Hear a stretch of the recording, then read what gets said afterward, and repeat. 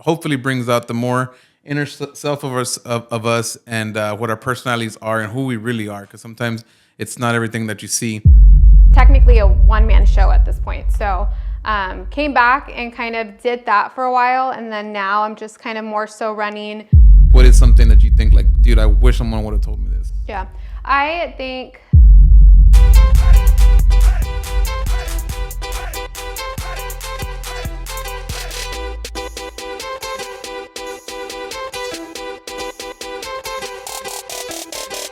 Hey guys, we're here for our first episode of Puro Pinche Real Estate. This is 2025.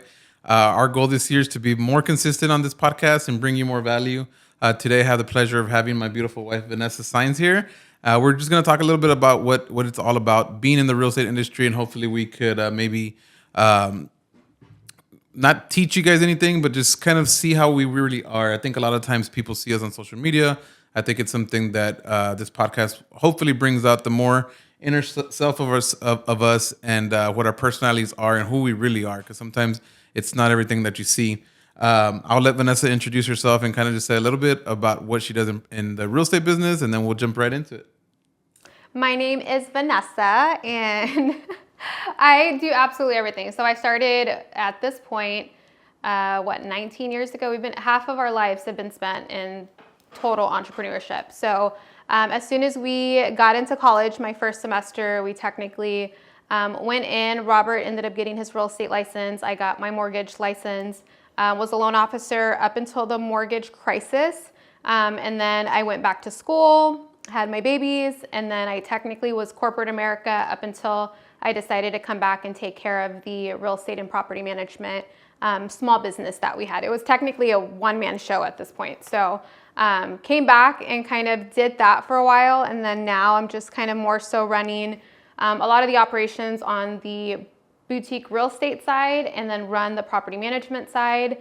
And then kind of everything else that we have through construction, in the development, everything that we have kind of going on. It's been crazy. So a lot of good years. Yeah, and just to kind of touch, so I know you started in 2006 with me at the same time, but I heard you telling the story earlier to Gabby. If you want to just kind of mention of how that transition went, how you did go from part-time to full-time to, just talking about that little transition part. So technically, I mean, if you think about it, like when you have two people, especially our age, and we talk about this a lot because it's like, everybody thinks that you go into real estate and it's just like I had the same mentality. You're going to get into real estate. I'm going to make $1 million like very instantly. This is like everybody's super successful here.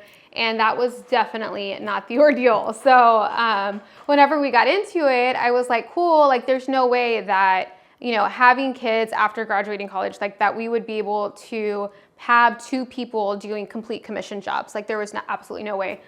So when I had Dominic, I decided, you know what, let me go ahead and get a job because there's no way that I would be able to do it. Robert was a struggling realtor at that point. I was just kind of going in, taking care of Dom at that point. But whenever I technically got in, I decided to go to Target. I was working there for about 4 years. I had also had my other son who was about just born. I think that Dane was probably like 2 months or so. Anyway, so he had gotten sick. I had went to the doctor's office during my shift, and then I came back to my job, and you would have absolutely thought like I just like committed murder. Like they were so angry that I had left to go to the doctor's appointment with my son. And I get back and I was just so disappointed. I think I felt like, man, I give this job 125% of me. Like I give absolutely everything. I'm working here 12-hour days. Like I'm always here. I'm here holidays, weekends, and nights, like 3 a.m.s. Like I would do everything. And it wasn't my career. It wasn't like a career that I had chosen, but I did something and I sacrificed for it. And then all of a sudden they're going to be mad at me because I went to my son's doctor's appointment. So I was like, I'm going to quit. Like I'm done. I don't want to do this anymore. So I went back to Rob and I told him, hey, like, I don't really want to be working here anymore. Like, what do you think since you started property management? Like, I come in, I take over, you know, I'll double your properties. I think at the time we had like, what, the 10 properties, just under 10. nothing. I was like, I'll double the properties, like, I'll make my income back. And you were like, no, like, we just started, you know, there's no way we're going to do this. Like, we're going to make this kind of income. And it was funny because like the next day he told me no. And then the next day I was like, I quit. Like, I'm not going to do this. Sorry. Like, we're just going to figure this out. And I did. And that's technically what. Yeah, but if you think about it at the time, two self-employed people, like if you were to tell this story to anybody, they'd be like, dude, you're crazy. Yeah. At Target, when you were there working, you had benefits, you had, I mean, shit, you had a consistent paycheck. So that was like paying the bills, relieved a little stress off of me being self-employed. But I felt like it was just like now or never. And we dove into it, and it was, we had 2 kids in daycare, which the daycare bill was almost more than the mortgage payment.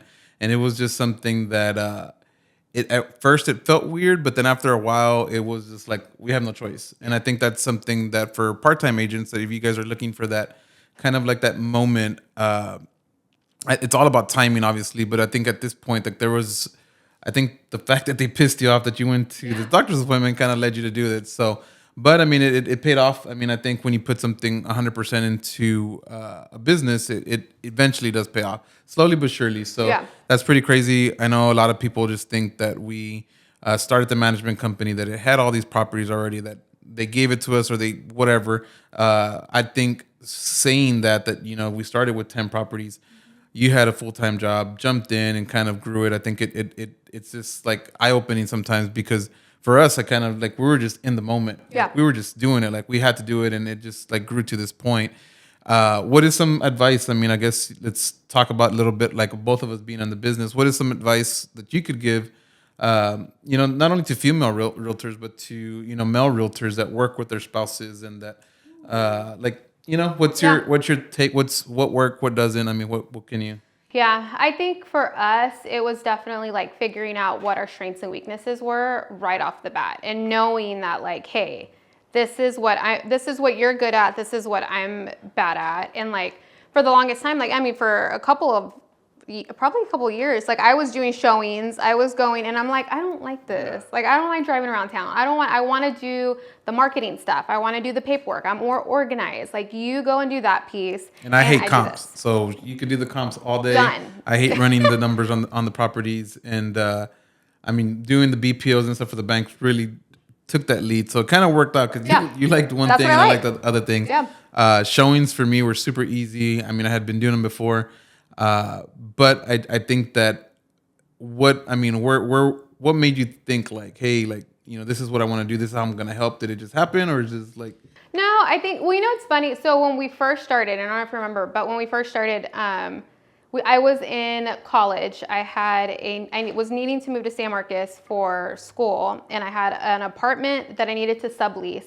And I just put like, I don't even know, I was just like looking at different forums, and I put it in Craigslist, and I was like needing to find like just a, you know, whoever to take over my summer apartment. And I put it in, and I was like, dude, remember I told you, I was like, I have 1 billion inquiries. Like, this person's actually going to sublease it. Like, this was easy. What is this like whole thing? And then that's when you had gotten into real estate. So I was like, dude, you have to post here. You have to put your properties here. And then you did it. And then I remember I came back and I'm like, you put it in the wrong spot. Like, you didn't put any photos. You didn't do a marketing description. Like, you didn't. And so that's when I was like, let me take over and do this. But it's funny because, like, thinking about it, at 19, 18 years old, I had already known what I was really good at. And you were like, that's not my thing. Like, I don't want to do that. So just kind of figuring that out was really big, but kind of playing to our strengths. And now we didn't know, now we can say, like, you know, these are your weaknesses, these are my strengths. But back then we were just doing anything, everything. I mean, I didn't care what my strengths or weaknesses were. I'm doing all of it because we needed to pay our bills. So I couldn't just go and be like, oh, I'm not good at that. Like, I'm not going to do it at all. Yeah. And I think for a lot of people, I mean, this is painting the picture. We're kind of 2007, 2008. So Craigslist was an online platform. I feel like I'm an old person now. Craigslist was an online fax machine. So Craigslist was a free platform, very similar to today's social media. And this is, you would go on there, you would post. but the trick was you would have to post like consistently so you could stay at top. Yeah. So like as other people started posting, you would have to go post again and keep your post at the top. But I mean, that literally like catapulted us to like the next level, because it was something that it was free. I mean, at that time, all we had was time. So it's like, why wouldn't we? So kind of leading into today, and we always compare it to like today's social media. Like, what is your thoughts as far as like social media and real estate, and how should it be used? Because we use the platform to take us kind of to the next level. And when I say next level, I mean I went from selling like no homes to like some homes. I think at that time in 2008, I maybe did what 20 homes, and we were like above and beyond. Like we thought that was crazy, but all those 20 came from a free platform where I paid $0, so the return on investment was 100%. So I think a lot of times people don't understand that, like taking advantage, especially when you're starting off, of free platforms, things that you just take time. It just takes time and consistency, because I would get up in the morning, I would post, and then by noon I would post again, and then in the evening I would post again on there, so we could continuously see the people could continuously see us throughout the day.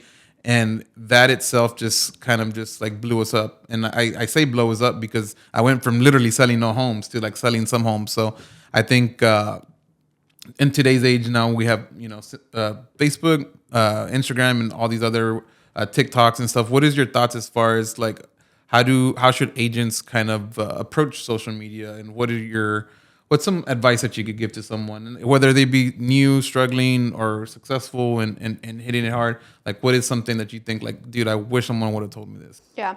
I think if I were to kind of go back, I mean, obviously we didn't have social media when we had it back then. I feel really old. I feel like when like back in my day. I would totally do that. I mean, if I were a new agent right now, I would hit up social media. I really would. I mean, it's completely free.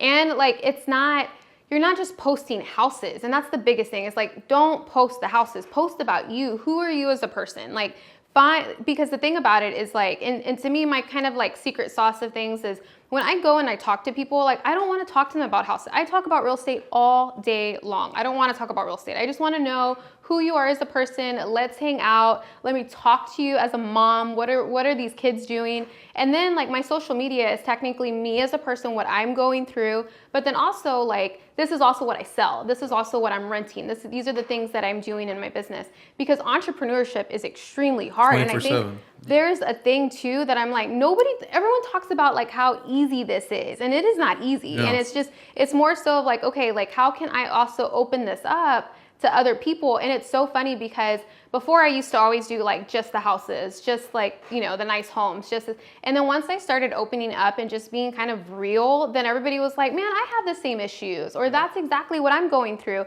And then once you start building these relationships through social media, because that's exactly what it is, you build these relationships. And it's funny because there's so many startup conversations that I have in person that are like, oh my God, I saw your post the other day. Yeah. Like, this happened to me too. And it just starts things. And as long as you act the same as you do in social media, as you do in real life, and there's no like, oh, I'm too shy. Yeah. Like, I'm not going to talk to you. I'm like, well, why were you like this on social media? As long as you're doing the same exact thing, you're fine. But personally, social media, networking, chatting it up, building your database, building the people who you talk to. And it's not like I want to talk to you because I want to sell you something. It's like I want to talk to you because I want to actually be friends with you. Like I like you as a person. So I would do that. I would do that all day long. I would do social media. I would like go to events, go do education, just as much as I can, just to build out the database. I did everything. Remember I door knocked for the longest time. You would drop me off in neighborhoods. We did like these neon poster signs, and I put them with the little stakes at Lowe's that we would buy.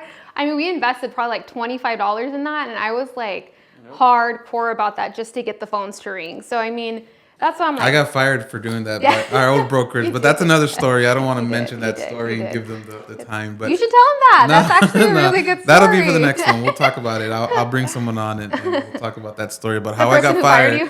How I got fired for putting up these signs. They're like the bandit signs, but yeah. Anyways, so I mean, I think you made some good points. I think the whole thing with like, I think it's funny because like, when people post certain stuff and then you see them in events or whatever, and they're kind of just like way different, I think it is awkward. Yeah. I think that's a great pointer, especially for someone barely starting to post, because I feel like if you're not posting and then you start posting, you're still uncomfortable. Yeah. So it's just Yeah. like, getting over that hump and kind of just like converting it all. Now we're not saying be fake either, Yes. right? Like Yes. that's the whole total different thing. But I think just really taking advantage of it and doing it, and consistency, because I think that's what helped us, is being consistent on there and being always constantly on there.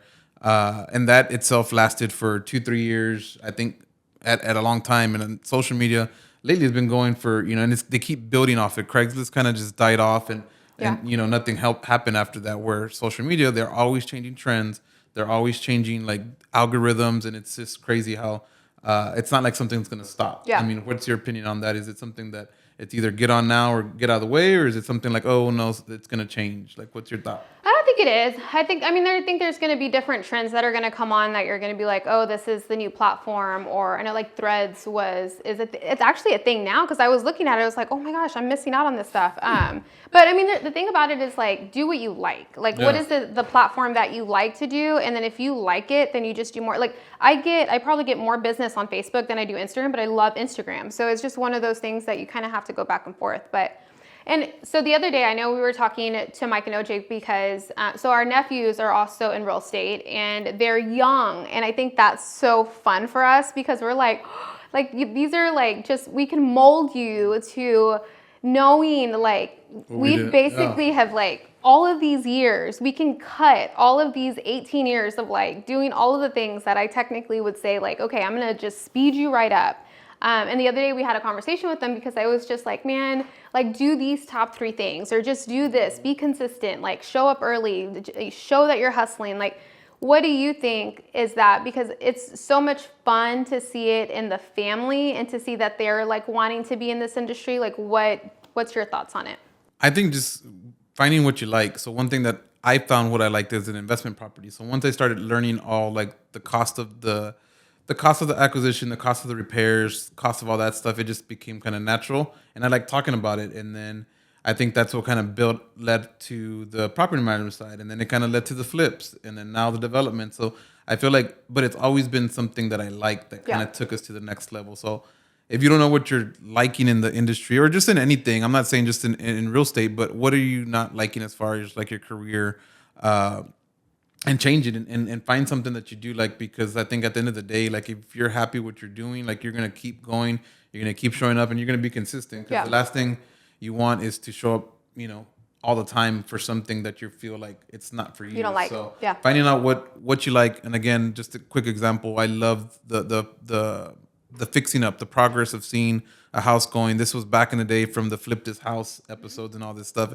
HGTV, and it was the Montelongos on it was like the best thing ever. Like that was our vision. Like, oh damn. But it's crazy because that trend kind of went out. Like the flips, like we don't even like, I don't even want to touch a flip now. But if I wouldn't have learned that, like it wouldn't have led us to the development side. So there's everything. But if you don't know what you like, you're eventually gonna hit a standstill, and then that's where you kind of just crumble. But the flips were fun. Yeah. So do you want to talk about that? I mean, we learned a lot from the flips. There were some flips that we made nothing, and there were some that we did pretty good. I mean, they taught us a lot because they taught us the cost of repair. So any time that we talk to a client, like, oh, I need to change out a light fixture or do this, like we know the cost. That as a realtor and as a property manager comes in huge, because at this point, like you're speaking facts. You're not, let me find out. Let me call a contractor and see. Like, no, like this is what it is. I've done it. This is how it plays. And we still help clients with flips too. There's some clients that love them. That's their thing. And we bring that value to them because we know what we did. We know what mistakes we did, and we coach them on that. And I think that goes a long ways. But the flips were great. I think it was just something with all the changes in the city and all the fire, inventory in general. The strike team and all this crazy stuff that happened with the city. I think it just led us in a different direction. And also the market. I mean, the values just aren't always there, and the repair costs are getting higher. But regardless, I mean, it was a phase of our business that we went through, but I mean, we don't regret that for nothing. No, it taught us so much. Yep. It taught us so much. It made so much connections. We met investors, we met contractors, we met everyone you could think of that's involved in the construction side. We connected through them doing flips. Yep. So, and I think it's crazy too, because it's such a different ordeal when you're a realtor and you're talking to your clients about flips, or you're talking to them about investments, But whenever we did it ourselves, it was our money. Yeah. So it was like, no, this is like the cheapest way that you can do it with the best quality, or these are the things that you should do and not do. And we learned from our experience, and I think that's always been a thing, even with the development, where we're like, you know what, let's put our money before we go in and start playing with our clients' money, because we want to make sure that we learned our lessons. I would feel absolutely horrible if anybody like trusted me and then I'm like, I don't know what I'm doing here, you know? So I would rather do it. If I mess up, I mess up. I take full accountability for it. And then we just kind of move on from that point. But at least I can help my clients know that piece of it. And the flips, I think whenever we did the flips, like there were so many lessons that I've learned that now I'm just like, don't do this. Yes, do this. And I talk that through my clients, especially through the property management cycles. I'm like, if you're investing, this is the things that you need to do. And these are the top 3 things. And everything was learned from that. But then also, I think it's so crazy because we were doing Airbnb management for so long. Why did we do Airbnb management? We did Airbnb management because the last flip that we did that I think scarred us for life. The last flip. We couldn't sell. And so technically, kind of backtrack, we did flips for a couple of years, and then we sold majority of them in that weekend. Like I think we were just getting kind of cocky. Like I was like, man, like this is easy. You know, we can do this all day. And then that one was not good, right? One, we barely broke even. And then we kept doing it and we were fine. And then that last one, I am like, why hasn't this house sold? We did everything exact, but that's when the market changed. Yeah. And then all of a sudden, I remember you're like, one day you're like, hey, do you think we should put this as an Airbnb? And I was like, sure. Like, I mean, like, you know. And that's when Airbnb had just started. Yeah. So we put it as an Airbnb, and this is 2019. So you could imagine what happened right after that. COVID hit, so we were running Airbnbs during COVID, and it was actually pretty good though. It was good because a lot of people were staying, you know. But I remember like the first time that we had our first booking, we were super excited, and the ladies coming into town, and then we didn't even have the internet set up. And she was like, I work from home. I need to have internet. So I drove to T-Mobile to go buy a freaking hotspot like at 9 at night. I forgot about that. Hauled ass over there, dropped off the hotspot, and like, so all that stuff that we learned from Airbnbs. But we would have never gotten into Airbnbs if we wouldn't have done flips. And again, the flip, always have to have an exit strategy. At that point, that exit strategy came in clutch, because I think if we wouldn't have done that Airbnb, I mean, at one point, then we got to managing Airbnbs on the client side, and we got up to what, 20? 40. We got up to 40 properties. I know. 40 properties. I know, yes. It felt like my head hurts still from that, yeah. So a lot of different things, a lot of different aspects that we've gotten into. I wouldn't say by accident. I think a lot of the stuff we were directed there based off our growth. So I think not being scared though to pivot, I think is something that's been big. Well, not be scared to pivot, but also not be scared to jump into stuff. So I think that's the biggest thing, because so many people are like, well, should I or should I not? And to me, and I've always said this, if there is something that I'm going to bet on, I'm going to bet on us. Because if there's anything that I'm going to do, I'm going to put my money into something. I would rather do it to where I know that we are going to bust our asses. We are going to make sure at that that point we you do control. It. Yeah, exactly. you control the destiny. Opposed to putting it into someone else. Yeah, no, that's perfect. So, do you want to talk a little bit about property management? I just kind of like, what is something? So, as you all know, property management, it's not the sexiest thing, I guess. I love it. Yeah, it's always been kind of like a cut dry kind of old man kind of business. Old man type of business. There's not a lot of young Latinos, especially in this industry. So I think it was new. I mean, we started off by one of our clients kind of pushing us to starting this management company. Now Vanessa's grown into this point. But what are some stuff in the industry that you feel like, because a lot of realtors don't know, a lot of people don't, it's just a different sector of real estate. What is something that kind of blows your mind every time, like, because we always tell everybody, like, you need to open a property management company. Yeah. You need to, like, it kind of helps with your business and ties into your real estate business. So it does. What is something that you know? There's different aspects to it. There's definitely different aspects. I think property management, you have to be extremely organized, and you have to know, like, just the business aspect of it. You have to be extremely organized. You are technically the punching bag for everybody. You're the punching bag for the tenants, you're the punching bag for the vendors, you're the punching bag for the owners, and you are just the middleman. And so it's technically going in and coordinating and communicating with everybody, and that's probably some of the hardest things, because there's some times where things get missed and it's like you can't get it missed. So that's the reason why you have to be extremely organized. But I think even further, like on the real estate industry in general, I think that realtors typically are like, that's a property management question. Like that's very separate. I'm not going to kind of get into it.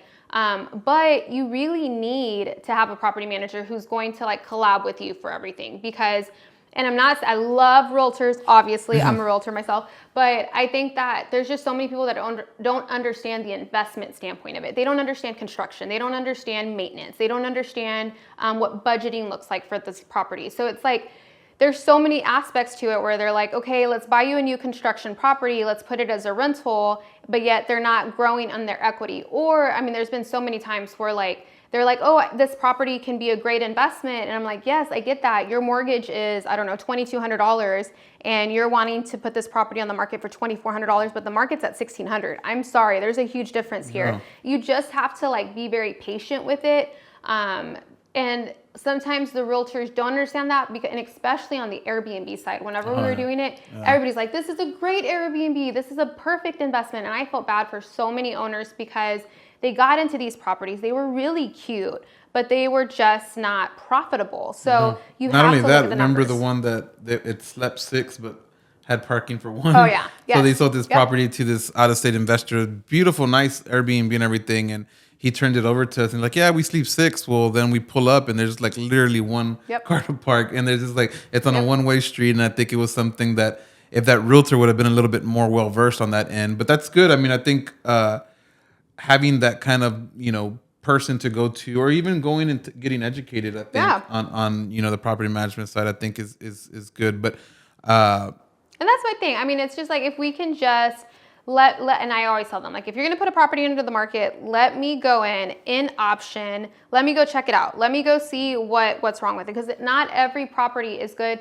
And there's also times where, if I'm coming in and I know that there's a landlord who doesn't want to do a lot of these fixes and this property is like not well maintained, and I know it's going to put a lot of pressure on my team. And at this point, and that's one of my biggest things. My biggest thing is making sure that my team can handle it, because at the end of the day, like, if this one property and I'm getting 50 million calls from one property, but yet I'm managing 300 other ones that aren't doing that, like, I'm sorry, but I'm gonna have to push that one to the side, and I can't do that, because that's just gonna overwhelm absolutely everybody. So I don't know. I think we've learned a lot. I mean, we've taken every property. We've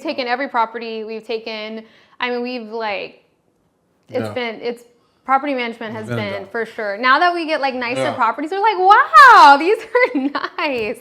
We've managed from $400 rents to, at the last one I got $7,000 rent on it. So I mean, it's just kind of, it's been a huge range of it. I've been super blessed, especially with a lot of the referrals that we've gotten, and everything has been word of mouth. And a lot of it is just like, let me educate you, let me follow up with you. And that is the biggest piece that I've learned in anything, right? Like, as long as you show that you can follow up, that you're organized, and that if a realtor goes and puts me in front of a client, like, I'm going to make sure that I respect that relationship, number one, and that I'm educating this client. I'm going to make sure at some point, whenever they buy, sell again, like, it goes back to them. And I think that says so much about any person that's doing business, because, I mean, as San Antonio is, it's super small. Yeah. Like, we think it's big, and it's absolutely not. Yeah, especially the real estate industry.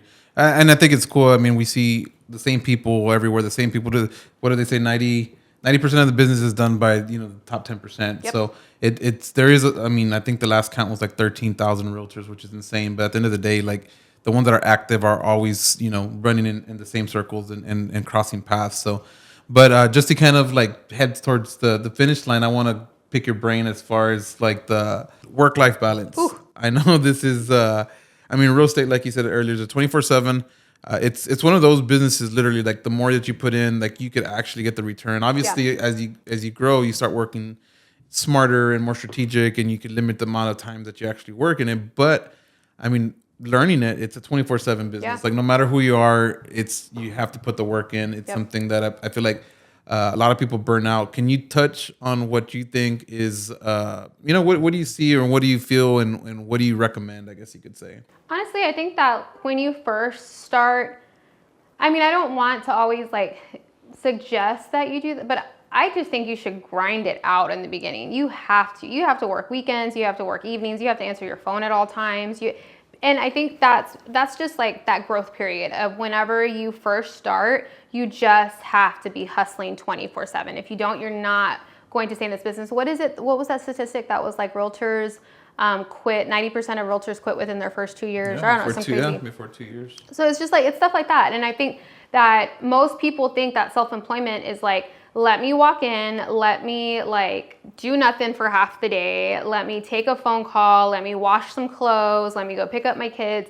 No, like you have to grind this out. You have to act like it's a normal 9 to 5 like you would anywhere else. You grind this out in order for you to be successful. And it's not even that, not even 9 to 5 for like a month. I'm talking like you do this and not even 9 to 5. It's 9 to 5 and then your evenings and your whole weekends and all Sundays. Remember how many times we were out there? I mean, my God, between open houses and showings and evenings. I mean, we ate in the car so many times. And it's like, once you do that, then we can talk. I mean, because there's going to be a piece where you're going to burn out. It's 100%. There's times we couldn't afford our gas, where we were like, dude, we're driving all around. Like, why isn't this not working? But once you do, and once you start getting some traction, then at that point you can really start setting some boundaries for yourself. Because I can tell you, I didn't set these boundaries. The boundaries that I have set now, I didn't set them when we first started. There's no way. I'd be like, man, you know, I'm sorry, but like, I'll take your call at 9 o'clock at night. Like, I'll do whatever you want. But now I can't do, not that I can't do that. It's just that I've learned that if you allow people to disrespect your boundaries, or, you know, to call you at all times of the day, then they just think that that's something that you do, and they're always going to do it. So that's kind of where I've gotten to. But there's burnout. There is complete burnout. I mean, there's been times where I'm like, I am for sure going to quit today. Like, I cannot do this anymore. It is hard. It is hard not only being in this industry, right? It's hard being an independent brokerage. It's extremely hard because we have had to start every system as like brand new. Like this, we're not just like hopping into a plug and play franchise where it's like, oh, you know, there's somebody that can help me. No, we were the only ones that could help each other. So it's like there was parts of me where I was like, why did we do this? You know, like it is so much. But now that we've kind of gotten into the groove of things, then I'm just like, okay, this is way better. But at some point, I mean, that your mental health is extremely important. How you set those boundaries, like what happens in this industry, especially in entrepreneurship, but also with you, because I mean, you also have gone through a lot of this too. You know, clients are constantly calling you, texting you. It doesn't seem like it bothers you though. Like you seem like you're. It's not that it bothers me or it doesn't bother me. I just think that I just learned how to. I just learned how to handle it better. So like, I could communicate a lot faster now because I've learned, you know, how to not only how to like maneuver through a conversation, but I think a lot of the times before we felt that the business had to happen like right then and there. And I felt like a lot of times we were disappointed because it didn't happen right now and there. So if someone calls me right now, like I'll send them a text message like, hey, call you in a bit or call you at this time or whatever. And you could always schedule it out, but it took years to do that. And obviously as technology evolves and stuff pops up, there's so many different ways to communicate now efficiently where before we didn't have that, we didn't even know about it. That's why we go to conferences. That's why we go, you know, read a shit ton of books. I listen to podcasts, just a different stuff, but that's how you learn. And eventually, you know, that kind of like it increases profit. It increases, you know, your mental health, just learning how to communicate efficiently with your clients, not only your clients, but with your spouse, with your business partners, with your employees, everybody. But I just think that there's no handbook. There's no one just tells you like, oh, you know, you could do this. Before it was like speed to lead. So first one to pick up, that was like the thing. Now it's just like, no, it doesn't work like that. But it still kind of does. It does, but I mean, there's ways to go about it. Like, agree. not saying that ignore your calls or ignore your phone, but it's just like there's ways to communicate efficiently and be productive. Because I think it's a long term. This is a long run. This real estate business. Like I feel like everybody that wants like the in and out quick cash, like it's not gonna happen. No, like it's not gonna happen. Either you're gonna do it wrong or you're gonna do it.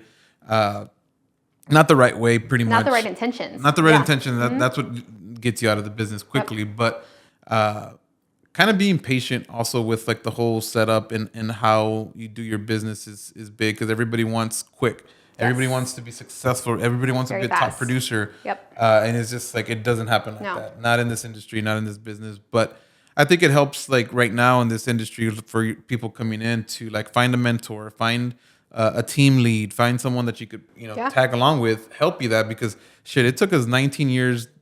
We took like there was like the left way is the harder way, the right way is the easy way. We We veered went right all into the way we around. went all the way to the left and did a U-turn and went back and then fucking came home. But like I don't even want. But so then that also kind of puts about, right? This is like puro pinche real estate, and we've talked about this too. It's the whole Latino thing. It's the whole like nobody told me what to do. Nobody told me where to spend my money. Nobody told me how to do this. And it's because nobody has ever been, in my opinion, available to share. Everything was always like, hold this information. I'm not going to tell you how to become successful. I'm not going to show you. I'm not going to give you anything. And I felt like for so long, because there was times where I was like, just show me what to do. Like, I'll do whatever you want me to do. Just tell me. And we were so hungry for that for so long. And so that's sometimes when it freaks me out, when I'm like, here, do this. And then they're like, no, I don't want to do that. I'm like, I'm telling you to do it. But it's such a long way. I think that sometimes that we want to help so many people because we do really want to like get them into the shortcut. But there's also a time where it's like, I really do feel like our culture is evolving. Like it's not becoming this thing of like, oh my gosh, let's go in and just try to keep all of this information. Like, no, like I want to talk about it. Like I love the conversations that we have now with our friends and the people that I'm like, how do we do this with our taxes? What do we do about this new business? What do you think about these ideas? But those are the conversations that like we always wanted to be a part of, but nobody was talking about. So I just feel like the evolvement of that. But I mean, that's with us trying to make change, not only with this podcast to like hopefully, bring people together, but also joining NAREP and just doing all these different things that we felt that help, bring the community together, especially the Latinos in real estate. Like I feel like for a long time, everything was very spread apart. Everybody was on their own. So now we started the Indie Broker Meetup. That's also bringing a lot of us together and sharing ideas. But I think it's just being vulnerable enough to reach out to someone and be like, hey, bro, like, how do you do this? Yeah. Like, this is, or vice versa, because you'd be surprised, like, everybody runs into the same issues. Like, whether it be the growth or just anything in general, like, you're going to run into the same issues, whether you're a realtor on this side of town or a realtor, it happens. Even and across the country, I feel like everybody has the same issues that they run into. So, I think it's good. And I think especially with the indie broker, it's funny because like I truly wanted you guys to like have someone to lean on, because I think especially in independent, you don't have any sort of resources like at all. Like you're literally on your own doing your own thing. So the fact that you guys get to do this, I think is huge. I think that it would be even more beneficial to do it on a state level, on like just going in and saying like, hey, like what can we do to help each other out? Because it just always seemed like the franchise businesses were able to get so much more traction, but because they just had either so much more support or so much more guidance. And it just feels like hopefully with this independent broker meetup, you guys can do that. So hopefully we could be consistent as we want to be consistent on this podcast. I think if we could deliver one a month, our man Sam and Awako Productions going to be putting us on every month and bringing on people. Like it. Just to kind of wrap up, it's 2025, first month of the year. We talked about it earlier at a team meeting. What is your word of the year? And kind of end on that. My word of the year for 2025 is scale. So last year it was actually time. I don't think I even shared that, but technically last year I was in what they call like the weeds of your business, which is actually still am in the weeds of my business, but doing more of like all the day-to-day stuff. And I was always like, holy moly, like, and even now we're waking up at 4:00 in the morning. I'm doing my work so that we can go get the boys, take them to school, do our thing, come back to work. And then it's like, we need to leave to get to the boys' other stuff. So it was like, why can I never get my stuff done? Yeah. Like there's there's not enough hours in the day. And I had made a decision last year. I'm like, I want my time back. I want my time back. I don't know how I need to do this. And I don't know if I said it out loud a billion times, but all these ads kept popping up on my phone and they were like, get this like business coach and do this. So that's when I decided, okay, like I need the help. I'm going to invest the help. Like, I don't know what I'm doing. And I'm tired of like constantly just running into this brick wall. Like who can help me here? Somebody needs to help me.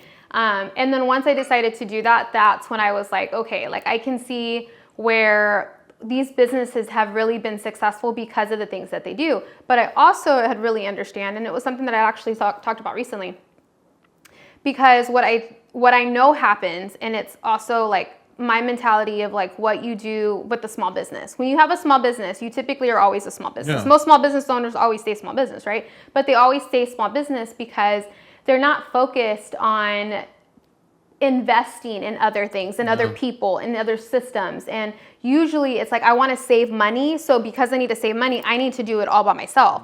But it's more so now like, no, I need to invest in someone for marketing. I need to invest in someone for sales. I need to invest in someone for operations. And each person needs to have their strength, and then they come together, and this is how we do it. I need someone for growth. And once you kind of decide that, that's when you start seeing your business scale and move, and you start getting out of your business. And so that was last year. This year, my word is scale, because now that I feel like I have the tools and resources for this, I totally can do it. Yeah. I'm like, I just needed, show me what to do. I will do it. But I just really didn't know what was happening. And for the longest time, I joke all the time because we always talk about like, if you go to a Mexican restaurant, like the owner's always behind the cash register, right? Like they're always like, and that was me. I'm like, nobody is messing with my stuff. Like I am like, this is what we're doing and how we're doing it.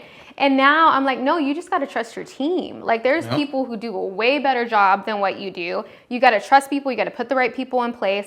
And I am extremely excited because the word scale to me is just such an advance to my time. So it's like time, I figured out what I need to do. Now it's more so we got to scale it up. Yeah. There you go. Excited. What's your word? My word, coincidentally, it's growth with a capital G. So growth, I mean, it's just obviously, I feel like this year we put a lot of stuff into play to get us to this position. And now it's a matter of time of just capitalizing. So we have a lot going on between the development, the partnership with the title company, the partnership with insurance. Like there's a lot of different stuff that's fallen into place.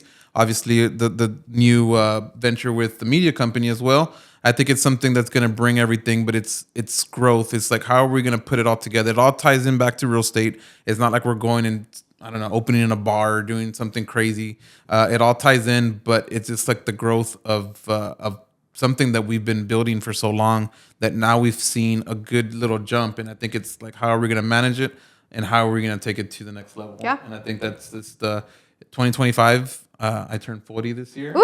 So hopefully this is the year. I love that. And I also think, I mean, it kind of always also comes back to like, this is what we love. Yeah. Like I've told so many people like, man, I jump out of bed and I'm like ready. Like, let's go. But it's like, I feel so bad when people don't jump out of bed and don't love what they do, because I'm like, that is like depressing, you know? And like, so the fact that we get to do every single day what we love, there's a lot of work that is involved in it. But at the same time, like, we love it. Even though, I mean, I would always say like, I'm going to quit today, but I'm never going to. And it's good. I think this year is going to be really good. That's awesome. And there you have it. I mean, like we touched on earlier, like you got to love what you're doing. I think anything that you do, be consistent, go full throttle. And I think you will see results. It's proven. Yep. So, but yeah, well, thanks for joining me. Yay! And thank you for Al and Co for high five, for putting this together. We hope to be more consistent here, guys. This is something that we want to bring. Feel free to reach out to us. Make sure and subscribe to our Facebook page and be on the lookout for us. We're here. We're coming. Puro Pinche Real Estate.